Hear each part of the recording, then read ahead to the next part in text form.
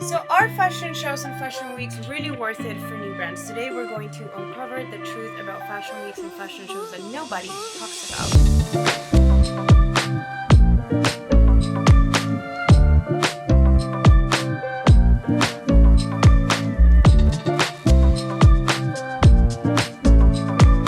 So what are other things you can do that are not fashion shows? So for example, because Miami Swim Week just started, I, as a creator and as a fashion designer, did attend many runways, which is basically Miami's fashion week, and my shoes were on the runway. However, I remember when I first started, I did get scammed, and I did make a lot of mistakes by just getting into the whole glamour and idea of making fashion shows. And were they worth it for my brand? Yes or no? I'm gonna tell you in this video. We're going to uncover everything from hidden fees, is it worth it or not, what should be the end goal of a fashion show, who attends them, and how should you plan for it the correct way if you're going to do it, or maybe if it's not right for your brand at the beginning and you should wait a little bit. So let's dive right into it. Hello, I'm Daniela Uribe, and I'm here to teach you about how to start a luxury fashion brand. And I don't mean just any mass market and general price point fashion brand. I am here specifically for luxury fashion premium brands. Why? Because I realized that starting a fashion brand with a mass market price point is completely different than starting a premium price point, premium luxury fashion brand. There's two completely different strategies, two completely different ways of doing the marketing, the branding, the designing, and everything around it. And there's nobody really teaching you exactly what the differences are. And that's why I'm here. So today, speaking about fashion show.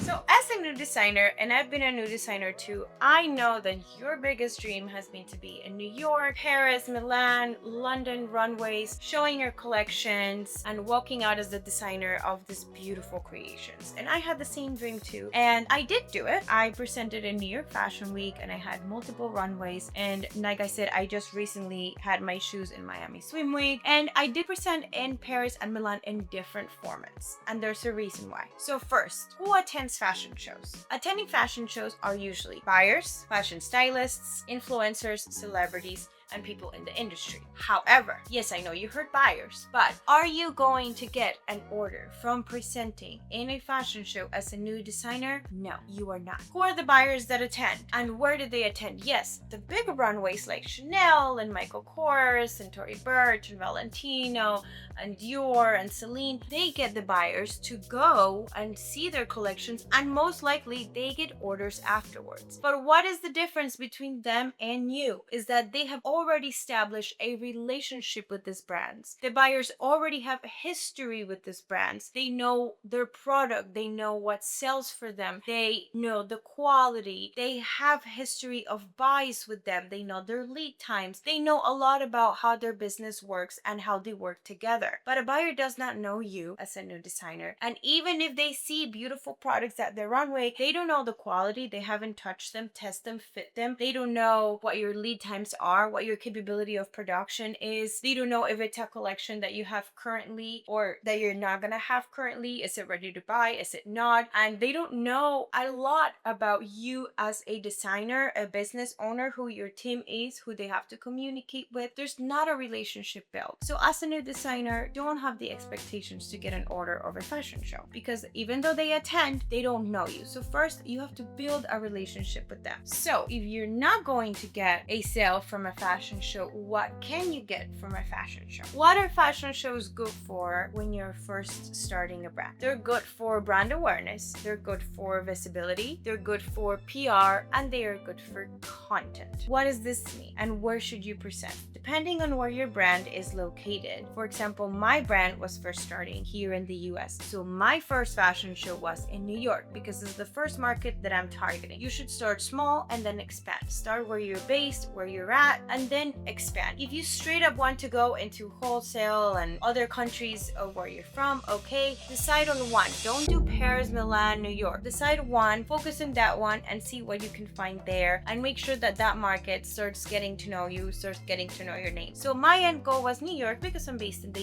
US and that's the first market that I was targeting. So your goal should be the brand awareness, the PR, and the marketing. And how can you be part of this fashion shows? There's different ways. There are companies that charge designers to show show in their platform. It's a platform where they build fashion shows and they have many designers create their runways and design and show their collections. So you have to pay a fee, which is usually going to be a couple $1,000s, and they will include the runway, they will include, most likely they will include the models, they will include the PR coverage, they will include the photography. So it will be an expense. Is it worth it? Is it not? It depends on your budget. If your budget allows to have this kind of brand awareness and visibility and marketing, do it. However, when it comes to budgeting, my advice is the biggest chunk of your budget should go to sales channels, because as we mentioned, you will not get sales from a fashion show. You will get sales from different sales channels, from trade shows, from showrooms, from agents, from presentations, other ways which we will discuss in other videos. So your biggest chunk of budget should go there, because as a new designer, we want to sell. And this is something that I didn't understand at the beginning. I was so focused in the glamour of showing, I diverted my budget to brand awareness, and then I saw myself in trouble when it came to sales. So this is why I'm telling you, first put your budget in sales. If after allocating most of your budget in sales, you have enough for brand awareness and marketing, do the fashion shows. Now you do need to have brand awareness and marketing. I'm not saying everything should go to sales. It's all a combination of things. But you definitely need to make sure that you're able to do both. The brand awareness, the fashion show, the runway, have the market know who you are. Have the market see your creation, what makes you different, what is your tone of voice, what is your brand identity. And so then you can go and hook buyers by saying, this was my show, showing them what you did. They can be impressed by that and say, yeah, we want to go and see their collection. So this should be really the end goal of doing a fashion show.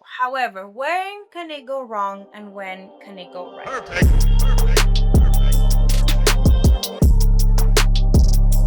It can go wrong when your product is not visible, or when you present it with a platform that doesn't have your target market. So when is your product not visible? Think about this. I make shoes. There's products like shoes, jewelry, handbags that will be more difficult to really be appreciated down a runway. Why? Because the truth is, down a runway, people are looking at clothing. So you have to make it extremely obvious and extremely visible for your shoes, your handbag, your jewelry, your hats, your glasses to be seen, shown, and understood that they are yours. So when I first started, I partnered with clothing brands I did look that they were the same price point. Why? Because if you are a handbag or shoes that are priced with a premium price, and then you partner with clothing that be Fashion Nova price, well then you're just gonna look out of place and completely overpriced, and your product is not going to be valued as it should be. So definitely make sure whoever you partner with has your same target market, has your same price point, has your same quality, and just overall like aesthetic and prestige. Second, when you sign with these companies, because you're gonna be paying 2%, you need to make sure that this contract has that they're going to take and have their photographers take shots, close shots of your product, whether it's the jewelry, the glasses, the shoes, the handbag. Because at the end of the day, yeah, it's beautiful the moment, but what you really need to milk after you present is the aftermath, meaning the content, the photos, the press. All of that is what you need to keep and milk away to get marketing, branding, and everything that we spoke about. So make sure if you are a product that's not clothing, is it going to be visible? If you're a jewelry brand that has little beautiful pieces of jewelry, don't do it. Nobody's gonna see it. If you're a handbag brand, it can be. You can have very cool, unique brands, but make sure that you're gonna get the close shots of the bags, that you sign in contract that they're going to be, and make sure when you walk out as a designer, because most likely, also, not every platform will allow the designers to walk out right after their collections. There's no point in you presenting unless you can walk out and show the people that you are the creator of that. So that's something very important. And when you walk out with your handbag, walk out with your shoe. Make sure that the crowd understands you are the creator of that product. Okay, otherwise there's really no point, unless you just want the aftermath and you don't care what people think in that moment, which can be. Afterwards, it can be. For me, for example, when I first started and I did do some fashion shows, I made sure A, the clothing partner that I partnered with was clothing that was not covering the shoes, and B, that when I walk out, I told everybody I created the shoes. So either I walked out with a shoe, I signed them down with a shoe, and I signed by contract they had to give me close shots of both videos and photos of my shoes, which you have seen along this video. So that is very, very important. Today, 3 years later, would I have shown as many times as I did? No. I probably would have done maybe 1, maximum 2 runways for the content, for the buzz, for the brand awareness awareness with the clothing partners that match my brands. But my first one, I did it with a platform that didn't target a high-end target market. So all the other designers, as I mentioned, were priced a lot below me. I wouldn't suggest that. Second time around, I kind of did partner with someone with the same, but same thing. It was more, I did use a lot the content and I did use a lot the press and all of that, but I wouldn't have done any more than that because now there are other formats that can be more beneficial for you. And this is the next thing we're going to talk about.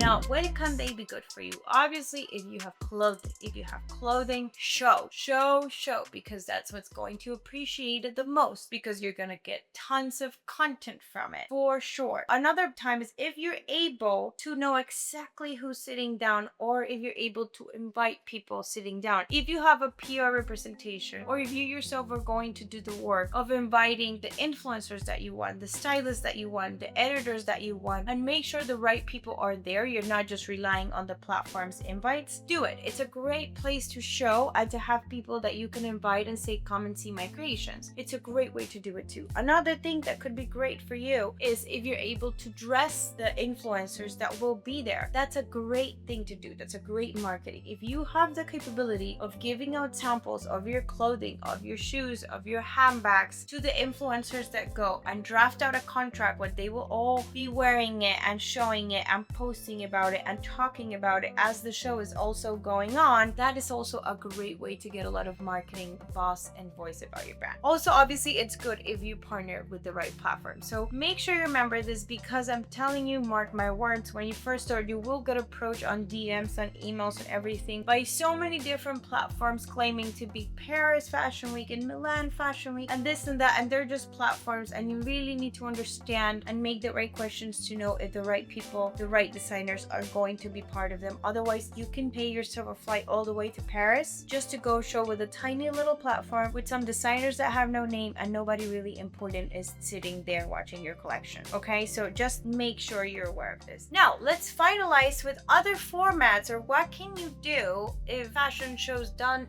sound like the right thing for you. So what are other things you can do that are not fashion shows? So for example, if you're a new brand and you have a very limited budget, you can do a digital campaign. You can do a digital fashion show. You can do something digital where you launch it for the week of Fashion Week, and you can send it to buyers, you can send it to press, you can show it on social media. It's a great resource that we have now, the digital world, because remember, during Fashion Weeks, it's also very hard to attract these people. There's many brands presenting. So if you're going to be presenting and you don't have a PR agency, most likely you on your own are not going to be able to attract the correct people to your presentation or your fashion show or whatever it is. So doing something digital is a great resource. Another thing you can do is presentation-based showings. What does that mean? Instead of doing a runway show, there is also platforms, or on your own, you can plan a presentation where it's a venue. You can exhibit either your shoes, your bags, your jewelry in a beautiful way and invite people to come in and out. It can be a presentation that lasts 3 days. It can be a presentation that lasts 1 day,